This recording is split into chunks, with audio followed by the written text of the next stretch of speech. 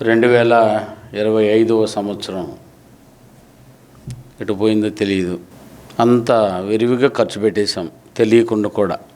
2026ను కూడా మనల్ని ప్రేమించి సంవత్సరం కూడా ఉండునైనా యథాప్రకారం లోకానికి సంబంధించిన జీవితంతో గడిపేయక సంవత్సరమైనా దయతో చేయవలసింది చేయు అని మరొక సంవత్సరంలోకి తీసుకొచ్చి నిలబెట్టినటువంటి ఆ దేవునికి ఖచ్చితంగా మనము కృతజ్ఞతాస్తుతులు చెల్లించు బద్దులమై ఉన్నాము. కీర్తనల 103వ వచనంలో గొప్ప మాట, ఆయన వ్రాయబడినటువంటి మాటను ఒక్కసారి జ్ఞాపకం చేసుకుందాం. అందులో పూర్వమైన మాటను పొందుపరుస్తున్నాడు.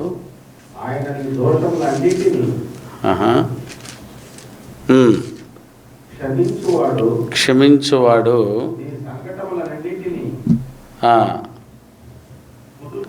కుదుర్చువాడు. 2వ వచనం, నా ప్రాణమా యెహోవాను సన్నతించుము, ఆయన చేసిన ఉపకారములలో దేనిని మరవకు. దేవుడు చేసిన ఉపకారములలో దేనిని మరవకూడదట మనము. దేవుడు నరులకు చేసింది ఉపకారమే తప్ప అపకారాలు ఏదీ లేదు. ఏదైనా ఉందనైనా ఎవరైనా చెప్పగలరా? దేవుడు మా జీవితంలో ఉపకారం చేయలేదు అతను అనేనా అపకారం చేశాడు అని నాకు తెలిసి ఎవరు చెప్పజాలరు. దేవుడు ప్రతి ఒక్కరికి ఉపకారమే చేశాడు. అందుకే దావీదు గారు అంటున్నారు, నా ప్రాణమా యెహోవాను సన్నతించుమో, నా అంతరంగమున్న సమస్తమా. ఆత్మకు ఉన్నటువంటి ఇంద్రియాలతో చెప్తున్నాడు. అంతరంగం ముందున్న హృదయము, మనస్సు, మనసాక్షి, మనోనేత్రాలు, మంచి చెడులు తెలివి, అంతరంగం ముందున్న సమస్తమా ఆయన పరిశుద్ధ నామమును సన్నతించుము. నా ప్రాణమా యెహోవాను సన్నతించుము, ఆయన చేసిన ఉపకారములలో దేనిని మరవకము. మనుషులకు చేసినది ఉపకారము. ఆ ఉపకారాన్ని దయ ఉంచి మీరు మర్చిపోకూడదు. అంటే ఈరోజు మర్చిపోతున్నామనే కదా ఈ జ్ఞాపకము. అందరూ మొట్టమొదట మర్చిపోయేది ఏముందంటే దేవుడు చేసిన ఉపకారాన్నే మర్చిపోతారు. ఏం చేశాడు నాకు దేవుడా? అది చూడు, వాడికి ఏం చేశాడో, పక్కవాడిని చూసి వాతలు వేసుకుంటాడు. ఆయనకేం చేశాడు, నాకేం చేశాడు. ఆయనకి ఇల్లు ఇచ్చాడు, కారు ఇచ్చాడు, బంగ్లా ఇచ్చాడు, ఉద్యోగం ఇచ్చాడు, వ్యాపారం ఇచ్చాడు, భార్యని ఇచ్చాడు, నాకేమి ఇచ్చాడు.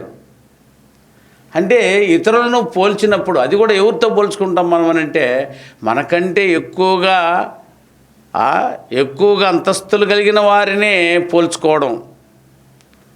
నీకంటే తక్కువ వాళ్ళని పోల్చుకొని చూస్తే నువ్వు ఎంత గొప్పవాడివో, నీకెంత హెల్ప్ జరిగిందో చూస్తావు. మనిషి ఇది చూడ్డావు. ఎప్పుడు మనం ముందు పైకున్న వారినే చూస్తారు, కింద ఉన్న వారిని చూడరు. కింద వారిని చూస్తే నువ్వు ఎంతో పై ఎత్తులో ఉన్నావు.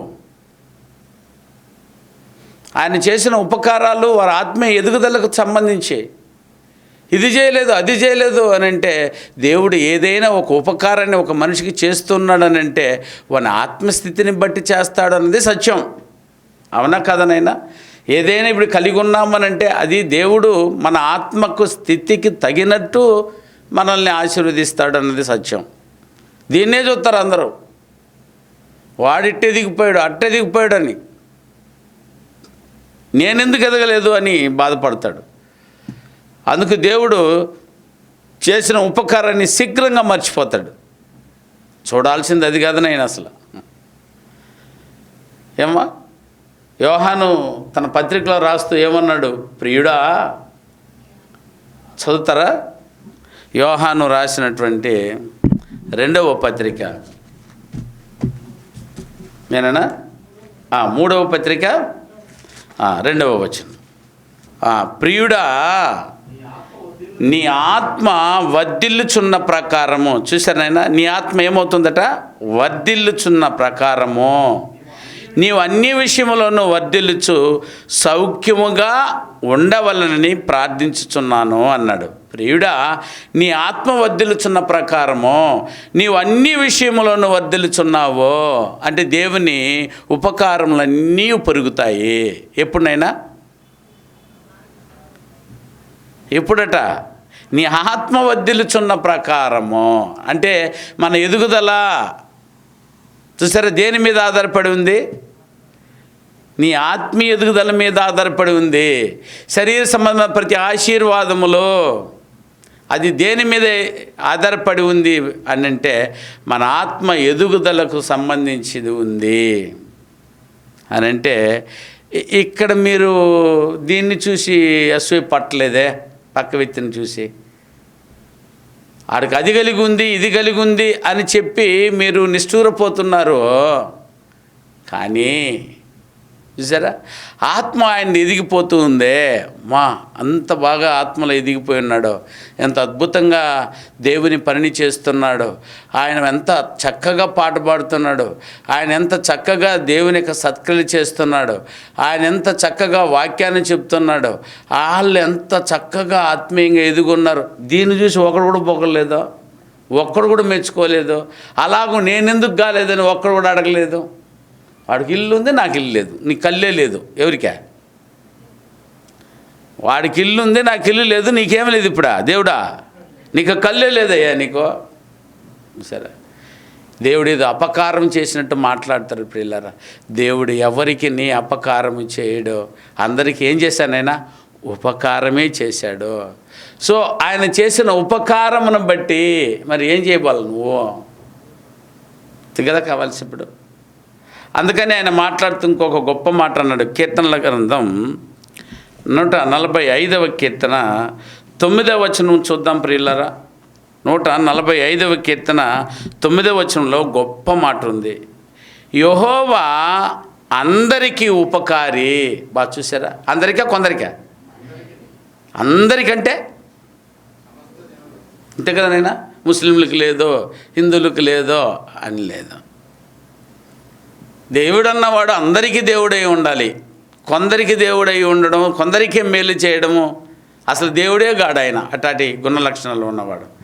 ఈయన అన్నాడు, నేను మంచివారి మీదను చెడ్డవారి మీదను నా సూర్యుని ఉదయింపజేయుచున్నాను, అందరి మీదను వర్షమును కురింపజేయుచున్నాను, అందరికీ గాలిని వేయింపజేయుచున్నాను.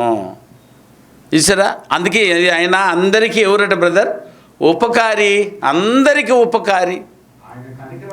ఆయన కనికరములు ఆయన సమస్త కార్యముల మీద ఉన్నవి. ఆ కార్యాలను చూడండి ఒక్కసారి. ఆయన చేసిన భూమి మీద చేసిన కార్యములు ఏవి? సూర్యుడు, చంద్రుడు, నక్షత్రాలు, గ్రహాలు, అందులో ఉన్న సమస్తములు ఆయన కార్యములు, ఆయన చేతి కార్యములు. వాటన్నిటి మీద దాన్ని కలగజేయడానికి ఆయన కనికరము ఎంతో ఎదురు చూస్తూ ఉంది. కనికరం లేకపోతే ఇదంతా చేసి ఉండడు. ఆయన కార్యముల మీద ఆయన కనికరం ఉంది కాబట్టి ఇంత దీవెనలు మనకు. ప్రియమైన వాళ్ళారా, ఏమండి యెహోవా నాకేం ఉపకారం చేశాడు అనుకుంటున్నారు మీరు? అపకారం చేసినట్టే భావిస్తారు. ప్రపంచంలో ఏ నరుడు చూడకూడదు. అందుకంటే ఆయన అంటూ 10వ వచనంలో ఏమంటున్నాడు ఆయన? యెహోవా నీ క్రియలన్నీ నీకే కృతజ్ఞతాస్తుతులు చెల్లించుచున్నవే, నీ భక్తులు నిన్ను సన్నతించుదురు. ఆయన ఉపకారాలను పొందుకున్న మనం అందరం మరి ఆయనకి ఏం చెల్లించాలంట బ్రదర్? స్తుతులు చెల్లించయ్యా. కృతజ్ఞత స్తుతులు చెల్లించండి. ఆయన ఉపకారం అయితే చేశాడు, ఎవరికి అపకారం చేయలేదు. ఉపకారాన్ని పొందిన ప్రతి ఒక్కరూ ఏమి చేయాలటయ్యా? ఆయన క్రియలే ఆయనకు కృతజ్ఞతాస్తుతులు చెల్లిస్తున్నాయి అని అంటే ఆయన క్రియలు మీరు కారా? ఆయన చేతి క్రియలు మీరు కారా? ఆయన చేతులు మనకు అవయవ నిర్మాణములను చేసెను. ఆయన చేతులే నైనా మన మట్టి బొమ్మకి జీవవాయువును ఊదెను. ఉపకారం కావా ఇవి? మరి ఆయన చేసిన ఈ గొప్ప ఉపకారాలకు మరి దేవునికి మీరు ఏమి చెల్లించాలట బ్రదర్? కృతజ్ఞతాస్తుతులు చెల్లించండి. అందులో దేవుడు చేసిన కార్యములన్నింటిలోనూ ఏదైనా ఉత్తమమైనది చూసారా? దేవాది దేవుడు చేసినటువంటి కార్యములలో, మనకిచ్చినటువంటి కార్యములలో, దేవుడు మనకు దయచేసినటువంటి ఆ గొప్ప ఉపకారాలలో ఏది వెరీ వెరీ ఇంపార్టెంట్ కలిగినటువంటి ఉపకారం తనే ఏదట? ఆయుష్కాలమునికి మించి ఏదైనా కనిపిస్తుంది నాయన? దేనికైనా సమమా అది? వెండి బంగారములు ఉన్నాయి, ఆయుష్కాలానికంటే సమమా అది? సరే, నీ కలిగి ఉన్నటువంటిది ఏదైతే ఉందో ఈ భూమి మీద, ఏదైతే గొప్పదనుకుంటున్నావో అవన్నీ దేని క్రిందకి అనంటే నీ ఆయుష్కాలానికంటే అవన్నీ కిందవే. దేవుడు చేసిన ఉపకారంలో నెంబర్ 1 ఉపకారం ఏంటంటే ఆయన ఇచ్చిన ఆయుష్కాలము. 2026వ సంవత్సరాన్ని కూడా ఇచ్చాడే నీకు దేవుడు. సోదరా,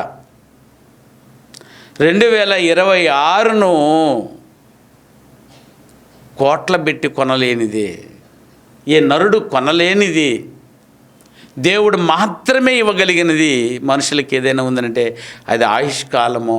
దానిని ఒక్కసారి నువ్వు పొందుకున్నావు అనంటే నువ్వు వేళలా ఆయనకు కృతజ్ఞతాస్తుతులు చెల్లించేటట్టు మెలకు కలిగి ఉంటావు. నువ్వు ఆయన ఉపకారాన్ని ఈజీగా మర్చిపోయావనంటే ఇదిగో ఆయన చేసిన ఉపకారములలో దీన్ని నువ్వు మర్చిపోయి కూర్చొని ఉన్నావు. అందుకని ఇదిగో చేరి వచ్చి రాత్రి కూడా కూర్చొని దేవునికి కృతజ్ఞతాస్తుతులు చెల్లించి వెళ్ళారు బిడ్డలు, సంతోషకరం. ఇప్పుడు వచ్చి కూర్చొని 3 ఫ్లోర్లను కూర్చున్నటువంటి నా సోదరి, నా సోదర, మీకు ఉపకారమే చేయలేదా? దేవుడు మీకు ఉపకారం చేసి ఉంటే మరి ఆ దేవాది దేవునికి ఏమి చెల్లించండి? ఏమ్మా? కృతజ్ఞత స్తుతులు చెల్లించండి. ఆ కృతజ్ఞత చెల్లించడం కోసమే మనం ఇప్పుడు చేరి వచ్చున్నాము. దీనికి కృతజ్ఞత కూడిక. రాత్రి కూడా కృతజ్ఞత కూడిక పెట్టుకున్నాము నీ చోట్ల. ఇదిగో మరలా ఇప్పుడు ఉదయకాలమే రాని వారిని కూడా అందరినీ నడిపించుకొని కూర్చోబెట్టుకొని మనమందరి ద్వారా ఆయన చేసిన ఉపకారంలో నెంబర్ 1 ఉపకారము ఇది. మరొక సంవత్సరం దయా కిరీటంగా దయచేసినటువంటి ఈ మంచి ఉపకారానికి మనసారా ఆయనకి ఏం చెల్లించబద్దులమైనవనైనా చెల్లిద్దామా? మనసారా ఒక్క నిమిషము 2025 ఇదే ఫస్ట్ దినం ముందు ఎలా ఈ కుర్చీలో కూర్చొని మీరందరూ కృతజ్ఞతాస్తుతులు చెల్లించారు 2024ని ఇచ్చినందుకు. ఆనాడు 2025వ సంవత్సరము మీరు మొదటి దినం నెల కూర్చొని 2024ని ఇచ్చినందుకు మనసారా మీరు కృతజ్ఞతాస్తుతులు చెల్లించారు. ఇప్పుడు మిమ్మల్ని అదే సీట్లో కూర్చోబెట్టి ఇప్పుడు 2026ను కూడా ఇచ్చాడు అని అంటే మనం ఎంత స్తుతి చెల్లించబద్దులమై ఉన్నామో ఒక్కసారి ఆలోచించండి ప్రియులారా. ఎన్నో ఒడిదుడుకులండి 25లో, ఎన్నో ఇబ్బందులు పాలయ్యారు, ఎంతోమంది రోగాలకు పాలయ్యారు, ఎంతోమంది కష్టాలకు పాలయ్యారు. ఏ విధంగా చేతనైనా నేను వదలకుండా బరబర లాక్కొచ్చుకుని 2026 ఇదిగో మొదటి దినం మంది తీసుకొచ్చి మరల మందిరంలో కూర్చోబెట్టేసి నాకు కృతజ్ఞతాస్తుతులు చెల్లించు, నా ఉపకారంలో దేనిని మరవకంటుంటే ఆయనకు కృతజ్ఞతాస్తుతులు చెల్లించుకుంటే ఎట్టుండేమనైనా. రాత్రి అంతా అంతరాత్మ అల్లాడుతోంది. దేవా, ఎన్ని చోట్ల పోయి వచ్చానైనా వాళ్ళని ఈ సంవత్సరం మళ్ళీ చూడలేకపోయి వచ్చాను. ఈ సంవత్సరం అంతంలో కొన్ని మీటింగ్స్ కానీ దగ్గరికి వెళ్తే ఆయన లేడు, ఆమె లేదు అన్నటువంటి వార్తలు విన్నప్పుడు వాళ్ళకంటే మనం గొప్పవారం మా తండ్రి, మేమేమైనా గొప్పవారం అయ్యా? మమ్మల్ని ఇన్ని రోజులు కాచి కాపాడుకుంటూ వస్తావు, అన్నిసార్లు ఆ ఊరికి తీసుకోబోతున్నావు, అన్ని మార్లు వారిని చూసి అలా చేశావు, అన్ని మార్లు వారి కష్టంతో వండి పెడితే వారితో కలిసి భోంచేసి ఆ కుటుంబంతో అవకాశం ఇచ్చావు. ఈరోజు వారు లేరు ఇందులో, ఇదిగో ఇందులో నువ్వు ఉన్నావు ఈరోజు అని అన్నప్పుడు ఆయనకి ఎట్ట స్తుతి చెల్లించుకుంటుంటావు చెప్పునైనా? అంత కఠినమా నీ గుండె, నీ మనసు? ఒకవేళ అంత గట్టిగా ఉంటే దయచేసి దాన్ని వదిలేసే బాబు. ఒకసారి వెనక్కి తిరిగి చూడు, నువ్వు పైనుంచి వచ్చినటువంటి 2025ని ఎంత ఇబ్బందులలో చావాల్సింది. ఒక ఊరూరే లేచిపోయి ఉండాలి కలతరు. అదే చెప్పాను రాత్రి వాళ్ళకి. ఒక్కరిని కూడా చూసి ఉండేవాళ్ళం మేము కాదు మిమ్మల్ని, కానీ అందరినీ చూశాను తండ్రి. వీళ్ళందరికీ వాక్యం చెప్పామే, బావా, మరిది, తమ్ముడు, చెల్లి, మరలా వీళ్ళందరినీ చూసేటట్టు చేసినందుకు ఏమి చెల్లించగలము అని అంటే, నాకేం వద్దో నాకు కృతజ్ఞత స్తుతులు చెల్లించు అన్నప్పుడు వారందరినీ మోకరింపచేసి వారందరి చేత హృదయపూర్వకంగా దేవునికి కృతజ్ఞతాస్తుతులు చెల్లించాను. బ్రదర్, మనము నా పని చేద్దాం నాయన. అలాగే ఎన్నో తట్టుకొని వచ్చాం మనం. ఒక్కొక్క సమస్యకి సావాలనుకుంటే అప్పటికి సమాధి అయిపోయి ఉండేవాళ్ళం మనం అందరము. వాటన్నిటినీ అది కాదు జీవితం అంటూ మనల్ని ముందుకు తీసుకొచ్చి ఇదిగో 2026లో కూడా కూర్చోబెట్టాడంటే ఆ దేవునికి ఏదో కావాలి నాయన మన ద్వారా. అది ఇచ్చేస్తే ఆనందపడిపోయి వెళ్ళిపోతాడు దేవుడు ఇక్కడి నుంచి. అది ఇద్దామంటే ప్రశాంతంగా పిల్లలు డిస్టర్బ్ చేయకూడదు, ఎవరు పక్క వాళ్ళకి కిసమాస అనకూడదు, మీ చప్పుడు పక్క వారికి కూడా వినబడకూడదు, నీ దేవుడికి మాత్రమే వినబడాలి. ఆయన నీ మనసు ఎరిగిన వాడు కాబట్టి మనసుతో దేవునికి ప్రార్థన చేయు. ఆయన అయింది అదే కదైనా, మనసుతో ప్రార్థన చేతును, ఆత్మతోనూ ప్రార్థన చేతునని. ఆ ప్రార్థనలో దయ ఉంచి కొంతసేపు నైనా ఆ దేవునికి మనసారా మనం కృతజ్ఞతాస్తుతులు చెల్లిద్దాం.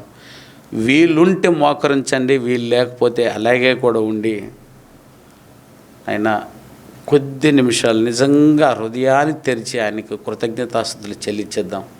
అందరూ తలలో ఉంచండి. 3 ఫ్లోర్లో ఈ మాట ఏకీభవిస్తే దయ ఉంచి మనసారా మీరందరూ తలలో ఉంచుకొని మీ మనసు మాత్రము దేవునితో మాట్లాడాలి. పక్కవారి ఊరు చప్పుడు చేయబాకండి, వారిని డిస్టర్బ్ చేయకండి. నువ్వు చేయకపోతే పోతివి, చేసేవారిని ఇబ్బంది పెట్టబాకు. దయ ఉంచి ఆ ప్రార్థన చేసే బిడ్డలకు మీరు సహకరించండి ఆయన. మనసారా వేడుదాం.